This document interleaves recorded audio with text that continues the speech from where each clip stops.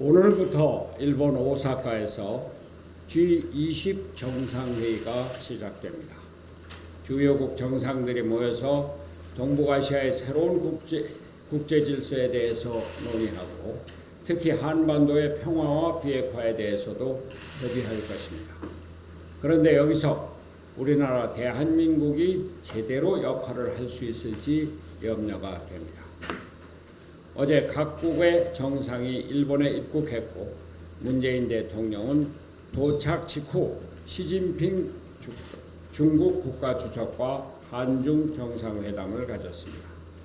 시진핑 주석은 회담에서 김정은 위원장의 말을 전하면서 비핵화 의지의 변함이 없다고 말하고 또 경제 발전과 민생 개선에 노력하고 있고 외부 환경이 개선되길 희망한다고 밝혔다고 합니다. 지난 하노이 북미 정상회담의 결렬에도 불구하고 북한이 비핵화 의지를 국제사회에 천명한 것은 평가할 만합니다. 그러나 문제는 그 다음입니다. 북한이 비핵화 의지를 확인한 것이 한두 번이 아니기 때문입니다. 김정은 위원장은 남북 정상회담과 싱가포르 북미 회담에서도 그리고 올해 신년사에서도 완전한 비핵화를 말했지만 실질적인 비핵화는 여전히 진전된 것이 없습니다. 트럼프 미국 대통령은 결국 지난 21일 미 의회 서한을 보내서 북한이 추구하는 핵과 미사일 프로그램이 미국의 안보와 외교, 경제에 특별한 위협이 되고 있다면서 대북 제재 행정명령을 1년 더 연장하는 데까지 이르렀습니다. 어제 방한에서 북미 실무 협상을 가질 것으로 기대됐던 비건 미 국무부 대북 특별대표의 일정도 사실상 무산되었다고 합니다. 트럼프 대통령과 김정은 위원장은 겉으로는 친서를 주고받는 것을 공개하면서 우호적인 제스처를 보이지만 그 안에서는 아직 한치의 양보도 하지 않고 있는 것입니다. 이런 가운데 문재인 대통령은 지난 26일 6개 국제 뉴스 통신사와 가진 서면 인터뷰에서 영변은 북한 핵시설의 근간으로 영변 핵시설 폐기를 통해 되돌릴 수 없는 비핵화 단계에 접어드는 것으로 평가받을 수 있다고 밝혔습니다. 정부가 주장해온 Good enough deal 전략에서 비롯된 제안으로 여겨집니다. 문제는 북한과 미국 어느 곳도 한국의 이러한 중재안을 반가워하지 않으며 북한은 더 노골적으로 한국의 중재를 거부하고 있습니다. 어제 권정근 북한 외무성 미국 담당 국장은 담화를 통해서 북미 대화의 당사자는 우리와 미국이며 남조선 당국이 참견할 문제가 전혀 아니다라고 하면서 남조선 당국은 제 집의 일이나 똑바로 챙기라 하고 모욕적인 발언까지 했습니다.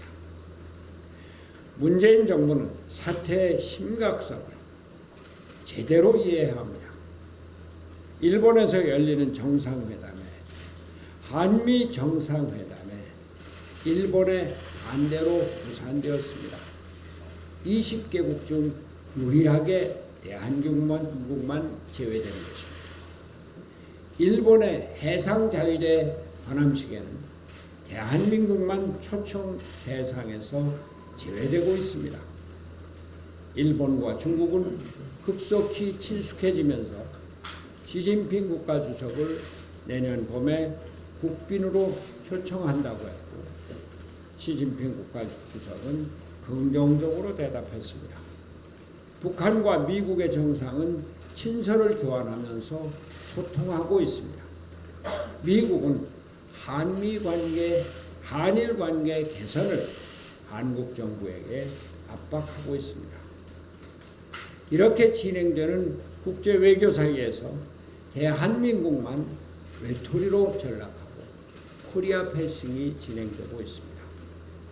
앞으로 일본이 북한과의 관계 개선에 적극 나선다면 우리는 설 자리를 찾지 못하게 될 위기 상황이 됩니다. 코리아 배승이 본격화되어 한반도 문제의 직접적인 당사자인 우리가 북핵 문제 해결에서 소외된다면 남북이 함께하는 진정한 한반도 평화는 결코 이룰 수 없음이 분명합니다. 문재인 정부는 당면한 외교적 위기의 심각성을 깊이 인식해야 합니다. 혹여라도 국내 정치적인 고려나 오직 민족주의적인 관점에서가 아니라 국제적 환경에 대한 거시적 인식과 경제를 비롯한 국익의 관점에서 이러한 사태에 대처해야 할 것입니다. 가까운 사람만을 내세우는 외교가 아니라 국제관계에 정통한 전문가를 찾아서 대한민국의 위상을 되찾는 데 전력해야 할 것입니다. 이상입니다.